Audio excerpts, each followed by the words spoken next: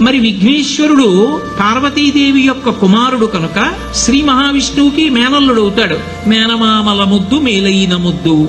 ఓసారి ఎందుకో వైకుంఠానికి తీసుకెళ్లాడు. మేనల్లుడు కదూ, సంతోషంగా తీసుకెళ్లి అక్కడ సుదర్శన చక్రం పెట్టుకున్నాడు. ఇదేమిటో బాగుందని తీసి తొండంలో కింద పెట్టి మింగేశాడు. అయ్యబాబో, ఇది శత్రు సంహారకమైనటువంటి సుదర్శన చక్రం రా, దీన్ని మింగేశాడు పిల్లాడని ఎలా బయటికి తెప్పించాలో అర్థం కాక విష్ణువు మొట్టమొదట ఆ పిల్లాడి ముందు ఇలా చెవులు పట్టుకుని గుంజీలు తీశాడు. గుంజీలు తీస్తే మామయ్య అదేమిటి అంత విచిత్రంగా కిందకి మీదకి ఊగుతున్నామని పడి పకపకా నవ్వాడు. ఆ నవ్వడంలో పొలమారి లోపల ఉన్న సుదర్శన చక్రాన్ని పైకి కక్కాడు. పైకి కక్కడానికి విష్ణువుకి సాధనంగా ఆనాడు గుంజీలు తీశాడు కనుక ఎవరు గుంజీలు తీస్తారో వాళ్ళని చూసి సంతోషించి అనుగ్రహిస్తూ ఉంటాడు.